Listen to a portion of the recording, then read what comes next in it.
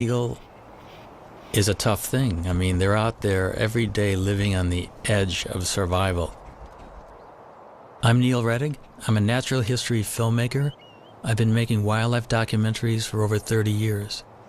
My big passion in life, though, has been birds of prey. The really neat thing about this is that on a day like today, you have unlimited visibility in 180 degrees.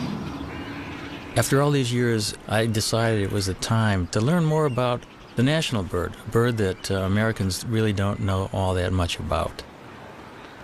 And so we set out to discover their secret life, how they breed, how they hunt, to depict a real predator, a chaser of ducks, a catcher of game.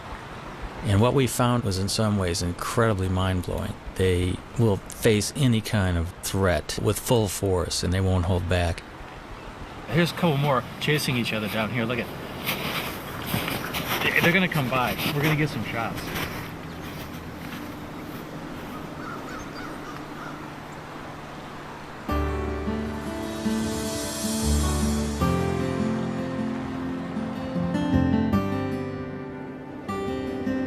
Along a tributary of the Mississippi, Neil finds the perfect nest site. It happens to be right above the state fish hatchery, in a huge cottonwood tree. Now, these eagles turned out to be an extraordinary pair to work with. Not only were they very tolerant of human activity, but they were also catching trout right under the nest in the fish hatchery ponds. The female was a particularly cool character. She had one eye missing.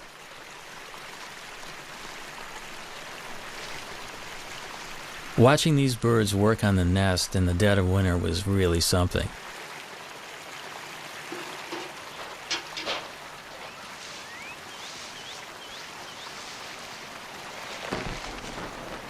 But the most exciting thing was watching them actually swoop down into the waters of the fish hatchery pond.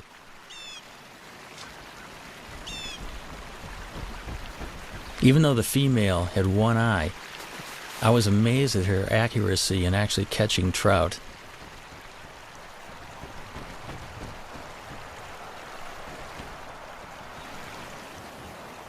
There was no toleration of trespassers. The nest site is the nucleus of their activities, and they have to protect the resources right near the nest.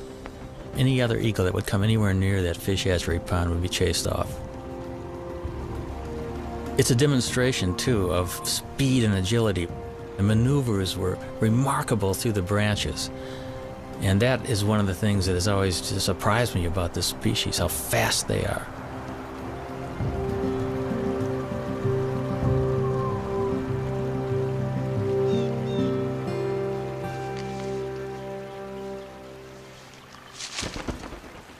All winter, even as temperatures dip to 20 below, the pair has worked together refurbishing the nest.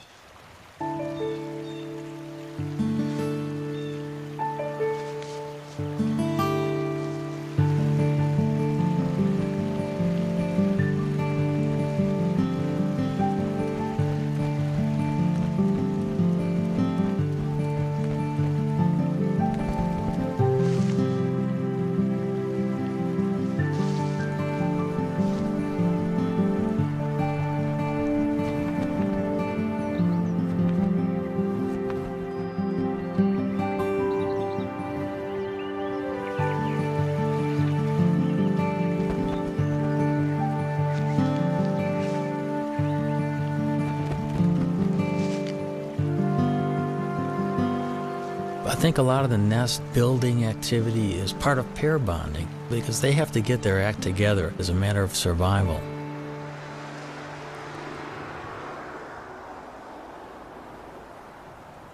It's now the end of March, and the female settles into the nest with a telltale waggle.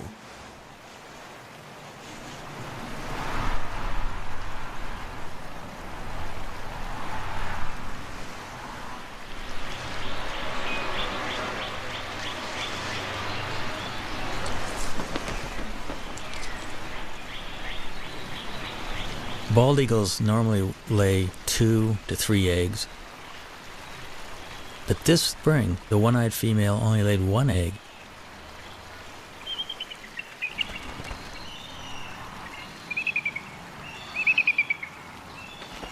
The couple begins a daily routine.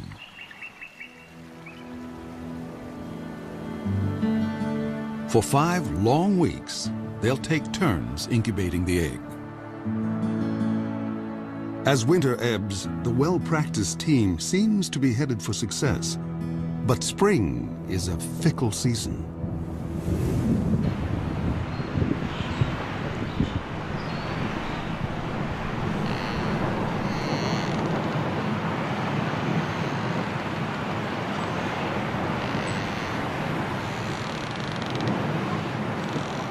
In mid-April, it was a freak snowstorm. I'll never forget it.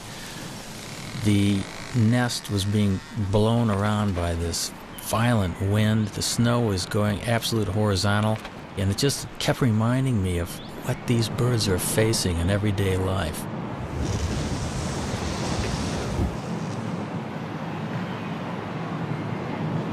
They were well into incubation, so the changing of the guard was always quick.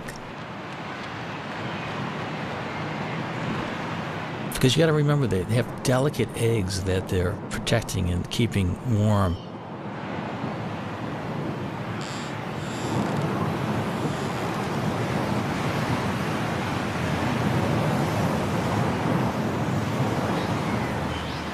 There seemed to be shifts of an hour and a half, where one eagle would sit on the egg while the other was out foraging for food.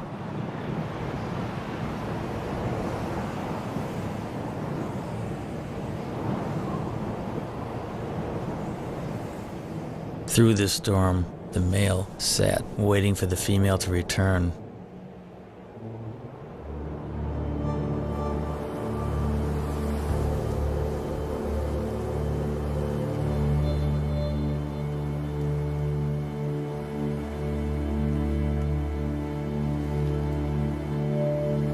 Tragically, something happened to her, we're not sure what.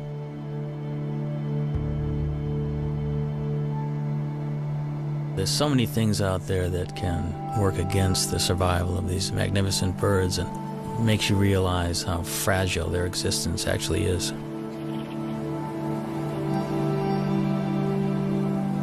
Cold and hungry, the father abandons his egg. Now he has lost almost everything. He may find another mate and start all over again. But until then, he must defend his territory alone.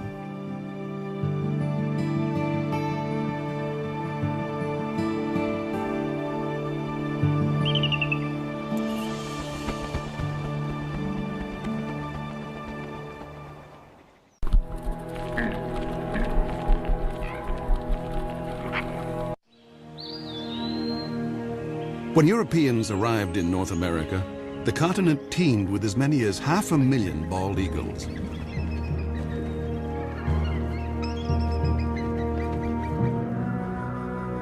But as settlers advanced, the raptors became targets, and their nesting trees fell to the blade.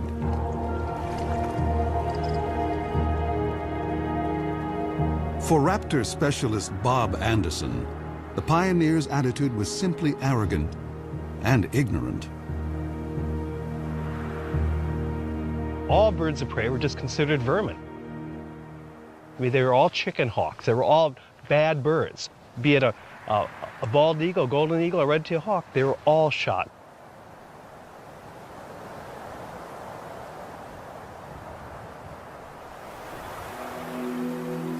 At the start of the 20th century, bald eagles were under siege across the lower 48. Alaska seemed like the last wild place, and there the bald eagle thrived.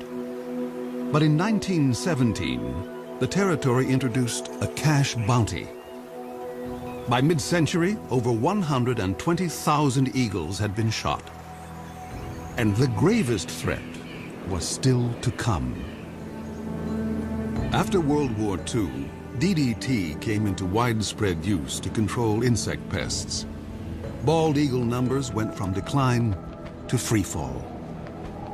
When I was a kid, just to see a bald eagle was just a once-in-a-lifetime experience. The phones would ring if a bald eagle was seen anywhere. I mean, everybody would call it. It'd be on the front page of the paper. A bald eagle was seen. DDT made eggshells thin and fragile, sharply reducing the number of hatching chicks. The crash was taking place so rapidly, I was just convinced whatever eagle I saw was just going to be a dinosaur. In my lifetime, they were going to be extinct. In the 1960s, just over 400 nesting pairs remained in the continental United States. In the 70s, 2 centuries after embracing an icon of wildness, the U.S. declared the bald eagle endangered. America's symbol of strength had become an emblem of environmental degradation. But America was not about to forsake its troubled symbol. Researchers finally persuaded Congress to take action against DDT. By 1973, general use of the pesticide was banned. Almost immediately, bald eagles started to rebound.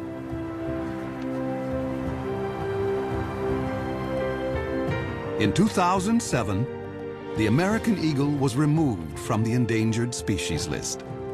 By tapping our own better natures, we had given primal nature a second chance.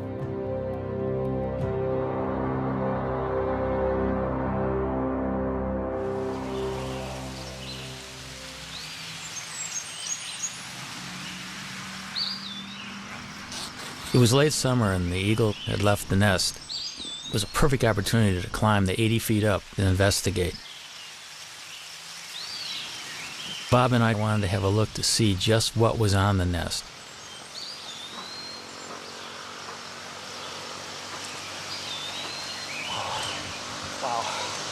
Wow, look at the food up here. Amazing. Here's a skull of some mammal, the top part of the brain of some mammal. And here we've got the remains of this is a rabbit foot. Here, you see a little bit of the femur. Bones here. And here's a feather, dark feather that almost looks like it might be from a crow, possibly a duck. Bob and Neil decide to look for possible positions to put cameras. Bob is a nest cam expert. The one that we're really hoping to install here in the next week or two are multiple cameras. You know, one on this limb, maybe one on this limb, perhaps one on the other limb, all pointing into this general area, the bowl of the nest.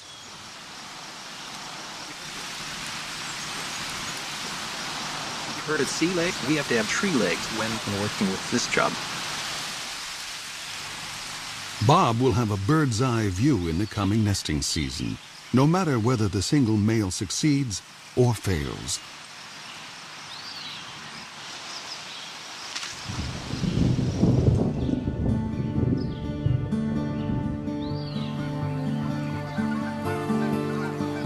October in the upper Mississippi Valley.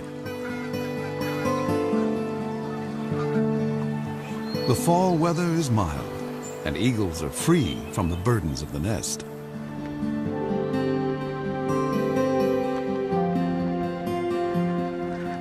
Water birds, soon to depart for warmer havens, are briefly abundant.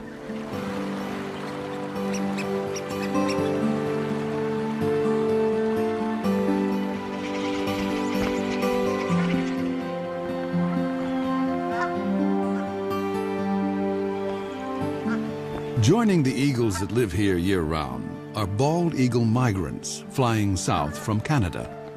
Some have flown 1,400 miles to find open water. This surge of eagles now turns to hunting. Bald eagles will sometimes chase mallards, but the river offers much easier prey. Coots raft together by the thousands, and these calm birds are a favorite meal. A strong wind allows an eagle the rare chance to hover like a smaller raptor, the kite.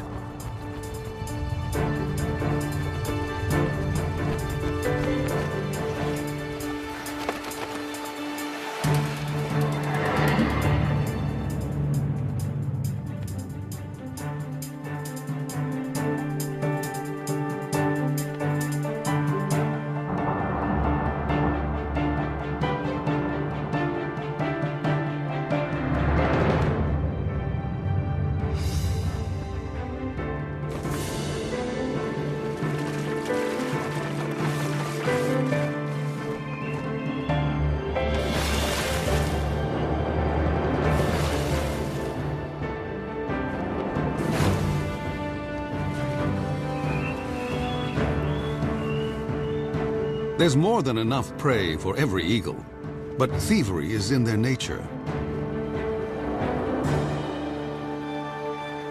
As one hunter lands at a muskrat hut, other eagles immediately try to steal his prize.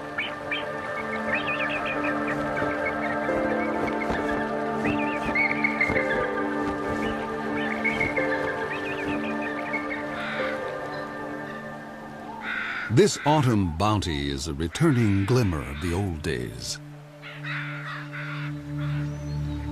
In November, when the eagles are staging on the upper Mississippi, there is one place far to the north that is almost primeval, an untouched wilderness. This is the Chilkat River in Alaska, where great runs of salmon bring eagles from as far as 1,000 miles away. The salmon have made their own epic journey in from the sea to spawn. They will die soon afterwards, but they will sustain this great gathering of eagles, as they have done each autumn for thousands of years.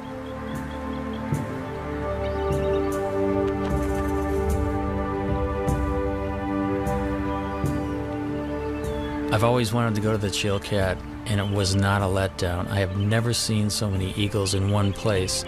There can be as many as 2,000 in one small area of the river. It's like going back into time being there.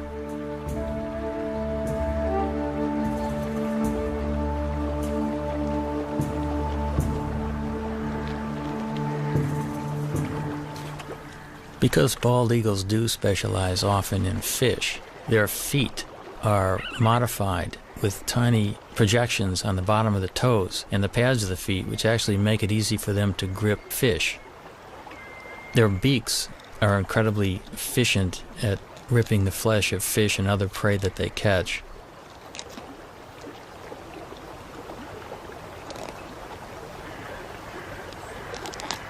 Eagles generally can go fairly long periods without eating. They have what's called a crop, which is an extension of the esophagus, which is a storage bag for food. When there's plenty of food around, they'll take advantage of it by gorging themselves. And they can actually go after a gorge for a week to 10 days without feeding if they have to. But as soon as a bald eagle catches something, you can bet that within seconds, another one's going to come in and hassle it.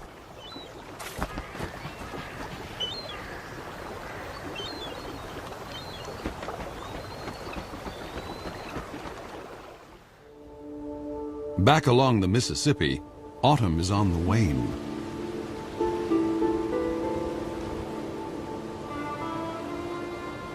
Winter makes a gentle entrance.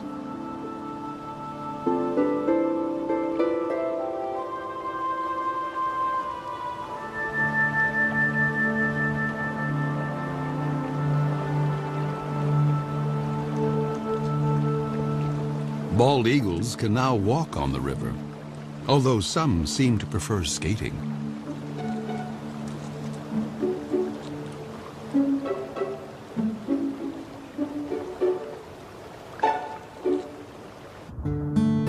Gizzard shad can still be plucked up, but they will soon be entombed in ice. As open water freezes over, an eagle must be ever more precise.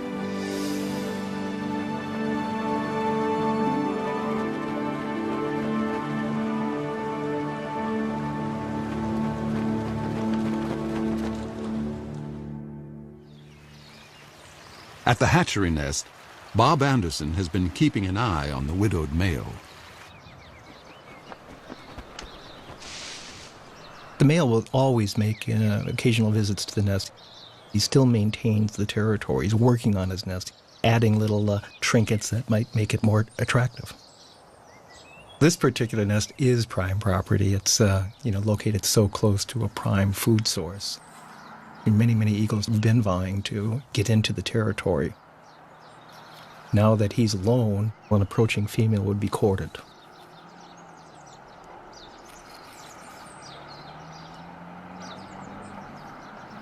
After rearranging his corn husks, the male sets off to cover his territory.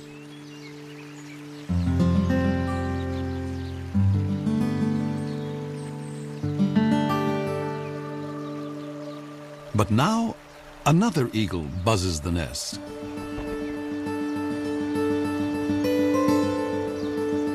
It's a female.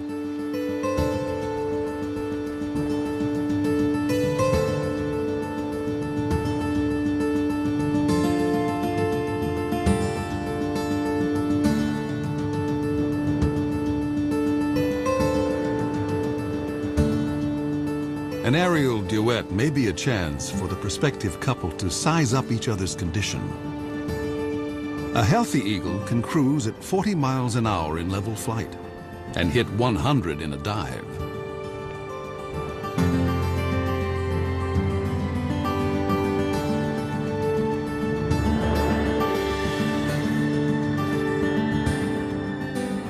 After a few minutes with their heads in the clouds, the courtship is over. Romance is a luxury. There's work to be done.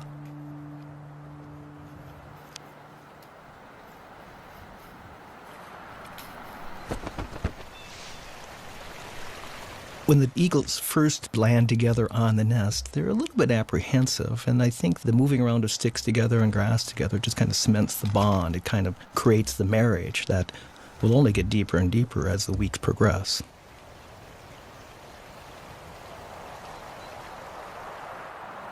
But ironically, in this situation, the male has the final say. Even though she brings a stick and tries to put it in someplace, the male will grab her stick and put it someplace else.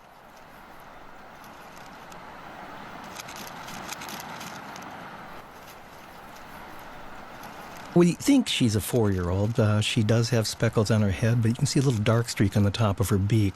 That dark streak tells us that maybe she's a 4-year-old. He's got a young bride, probably coming into her first breeding season.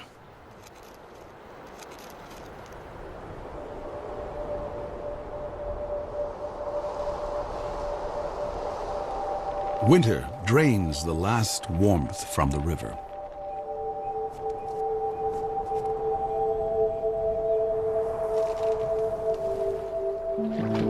Fresh perils appear for all the creatures along the Mississippi.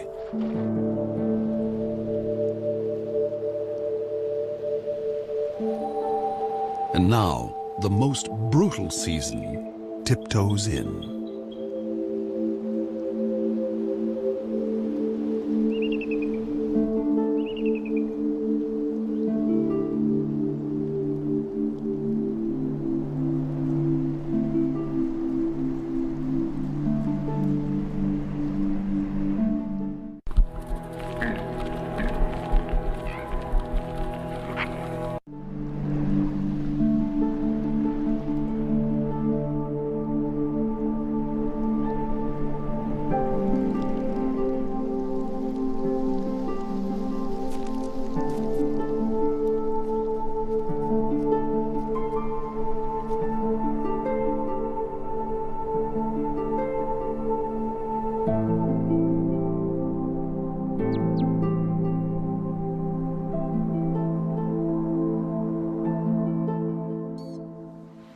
In a workshop beneath the Iowa hatchery nest, Bob Anderson checks on his reality show.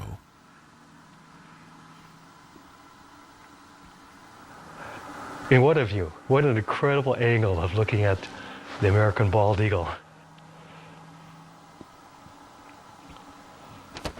And there she is also. And he's the boss, boy. This is his nest. I mean, he calls the shots. He's in charge of all construction. No matter what she does, he comes back and rearranges it, and 100% of the time.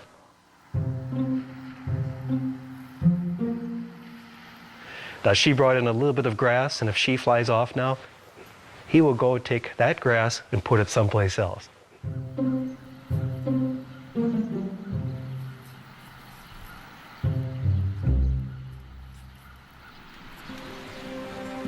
Despite squabbles over decor, the new couple is starting to embrace their common purpose.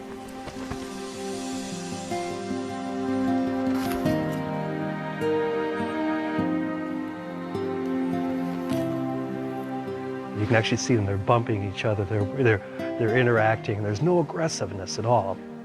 A month ago, they would have never tolerated this being this close to each other. It's like now they're a team. We know that they're getting close to laying their eggs when you start seeing this behavior. The young female lays her quarter-pound egg before dawn.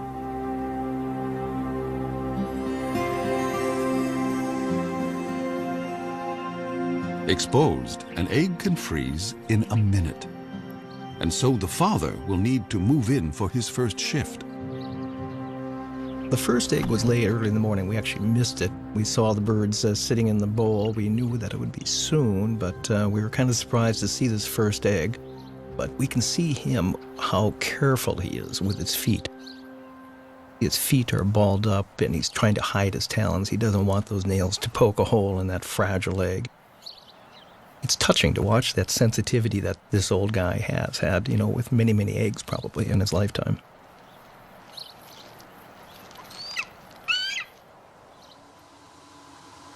If a second egg is coming, it's due 2 days after the first. Come on, stand up. She looks like she's about ready to stand up. But what do we have? We have 2 eggs. We've got 2 eggs. See this? You can see them both.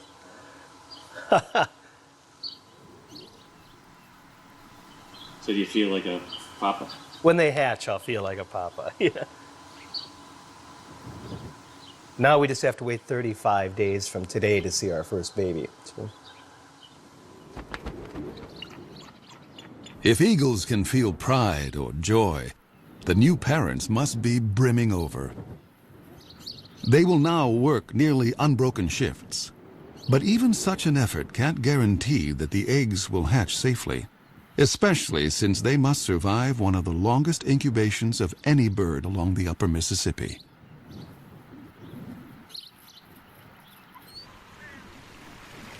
Egg thieves abound. Raccoons and crows are everywhere, so each parent is highly attuned to any sight or sound of menace. And then, another storm. We knew a storm was coming, and we really wanted to see the first reaction of the birds waking up covered in snow. So we made sure we had our recorders running long before daylight. I was at first disappointed we had snow on the lens, but it just shows how ugly the conditions really, really are. I mean, this bird's covered in snow. And she's screaming right now at the male, going, "Come and relieve me, come and take my place."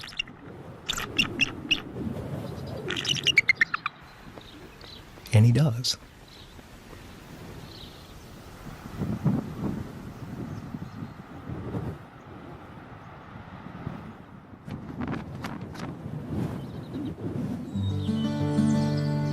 On a Minnesota farm 40 miles away, another family is further along. Their 2 eaglets have already hatched.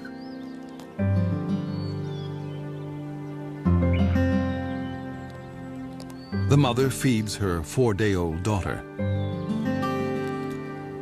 The 2-day-old male, hardly able to hold his head up, doesn't seem to be getting a fair share. Although both parents are dedicated, they have a blind spot for one particular peril, one within the family. Sibling rivalry.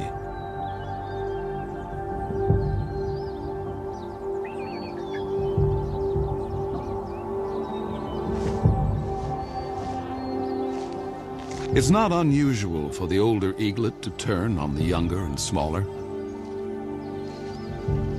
In nature's cold calculation, why share your meals when you can eat more alone?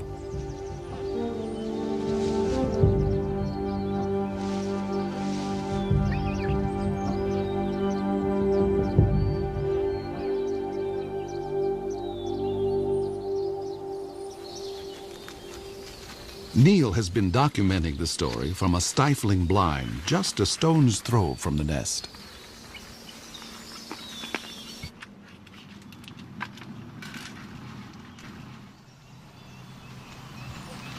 The dynamics of this whole syndrome is that the chick that's beat up becomes weaker and weaker, cowers, is kind of afraid to even stand upright, and the female will always feed the chick that's more robust.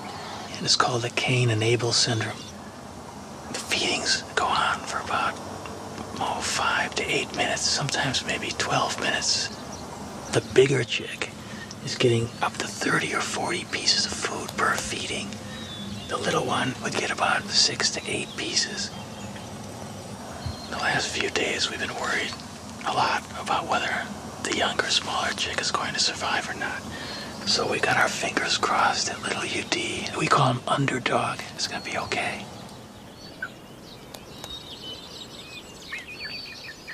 The battle will resolve, one way or another, and soon.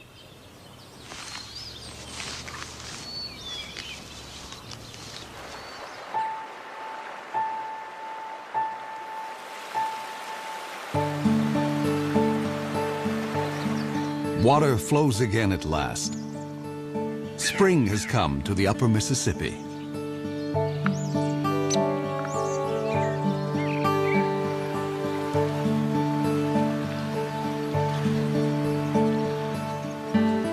Things are looking up for all of the creatures along the river.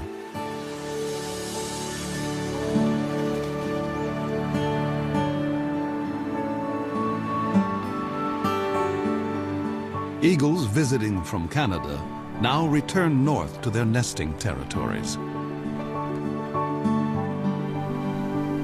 For year-round residents like the hatchery couple, spring means getting ready for eaglets.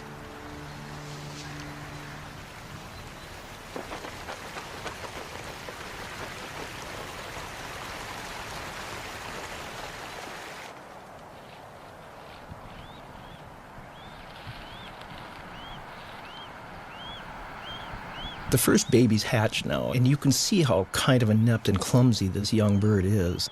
She doesn't quite know what to do. That baby's begging for food, and yet she's not fully responding to it. And yet there's food off to the right in the nest. And these first few days were so painful for us. If it wasn't for the male, I don't think the babies would have survived.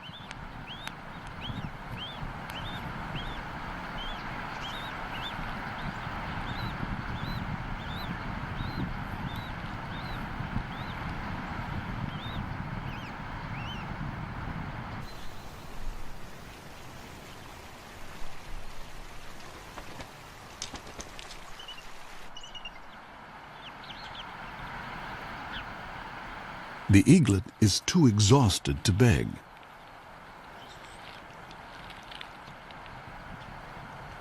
And now the mother starts to feed herself.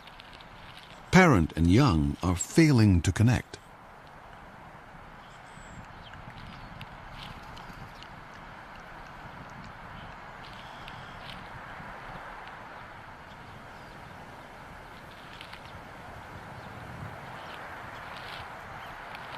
Suddenly, the mother focuses on her chick, as if seeing it for the first time.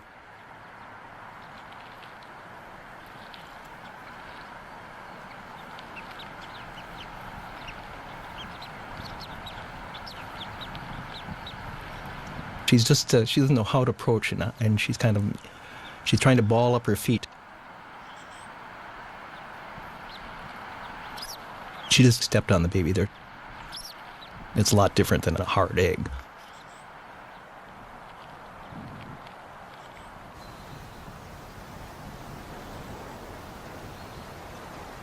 This shot here really just surprises. She had her tail facing into the wind.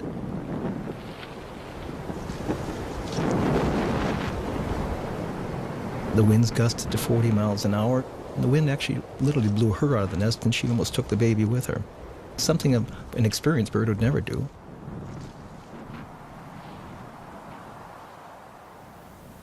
It's been a trying day, and the stakes are only going up.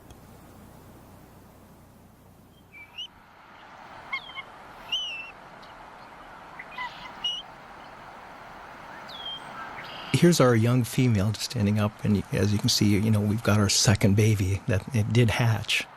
And again, you can see that she's getting a little bit better with her feet. Already there's been a little bit of learning, I guess, that's taken place. And now the old man will come in, the guy that's so proven. That's him on the right. She's stepping off now.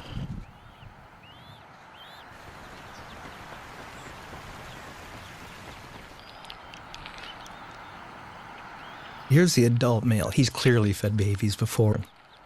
He just walks in and he'll put the food right in that baby's beak after one or two tries.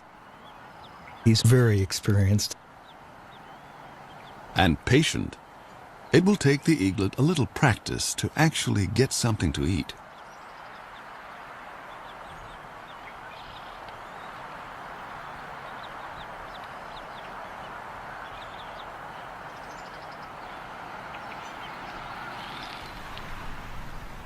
At least in this nest, there's no sign of sibling rivalry.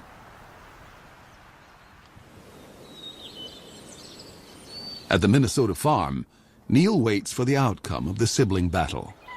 The sister is alive and sassy, but what about Underdog?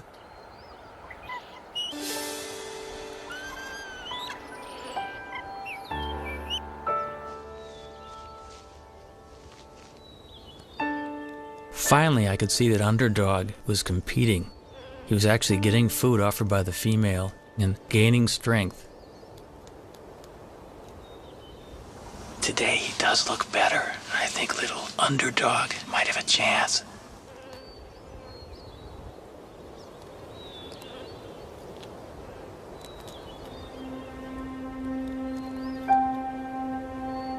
Once the eaglets were 6 to 7 weeks old, the Cain and Abel syndrome was long past, and they were both healthy and vigorous.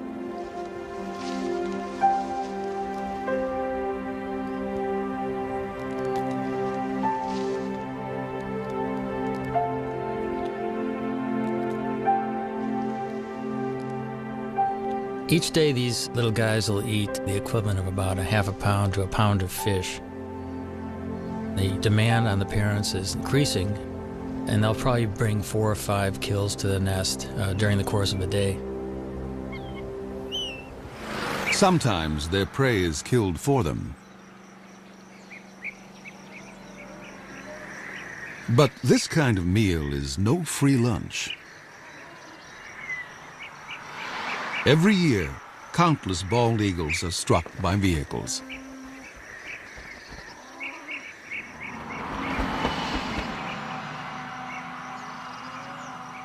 Losing either parent may hurt the young eagle's chances of fledging.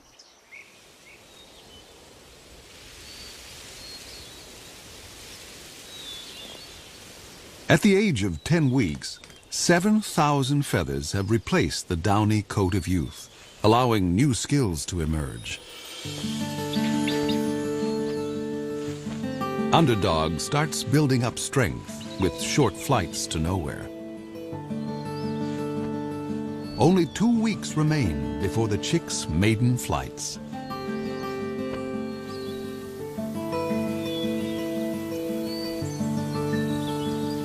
Summer along the Mississippi seems like a carefree season, but new challenges lie ahead.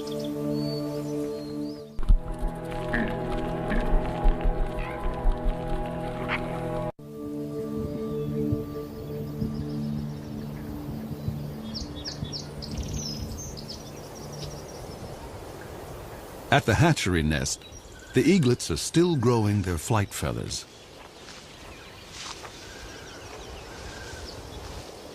Underdog and his sister are closer to independence. And no one declares independence without taking risks.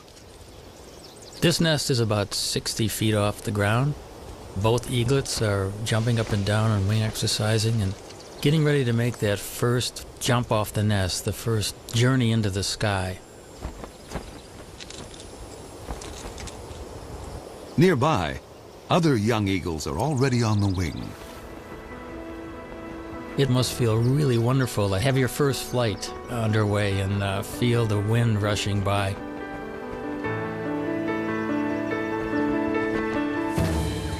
The landing is the tricky part.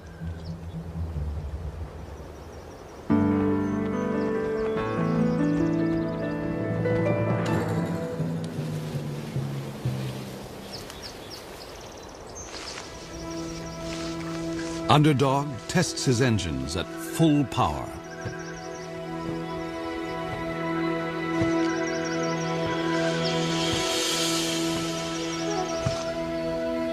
His sister seems to have cold feet.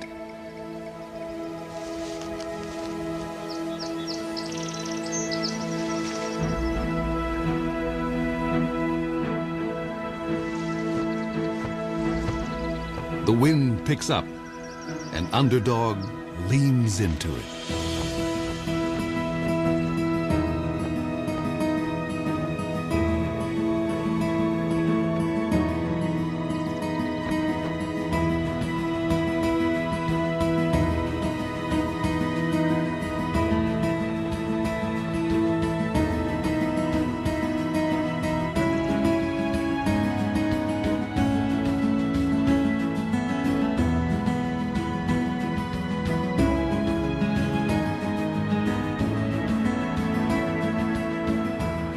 There are misconceptions that birds are taught to fly, but really it's totally instinctive. They do chase their parents around, however, possibly to steal fish, and also because they're bald eagles, they're social.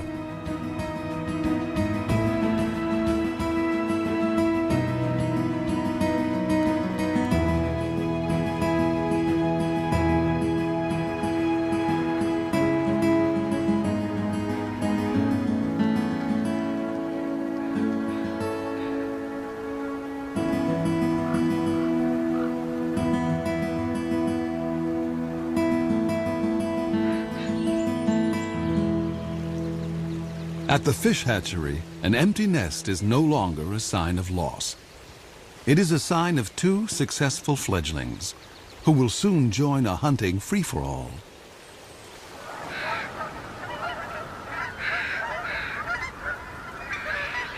As fall arrives, a cycle of seasons is completed.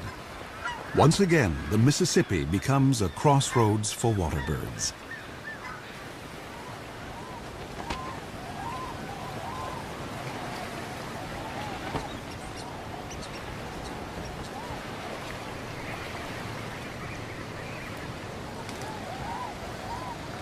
For this year's fledgling eagles, the time has come for the next big test.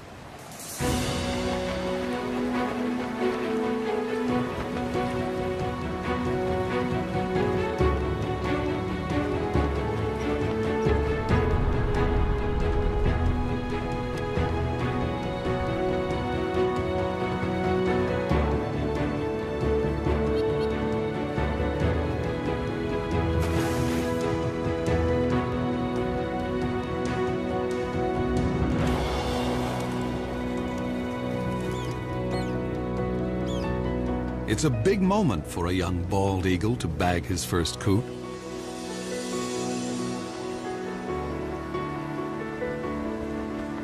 The bald eagle's a survivor. It's gone through really bad times, and now it's prevailing.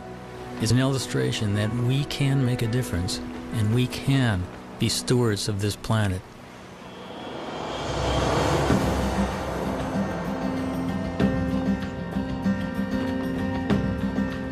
With food so plentiful, bald eagles, young and old, switch from hunting to something more like rugby.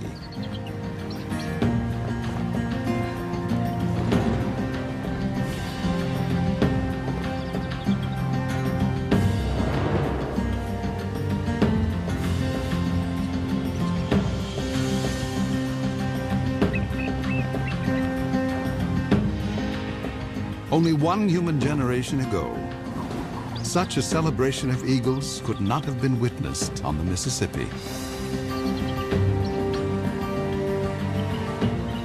I think the story of the American eagle is a great parallel to the triumphs and tribulations of our country. And if we look at the eagle as a role model, I think these birds are kind of living a struggle for existence and freedom just like our country, and I can't think of a better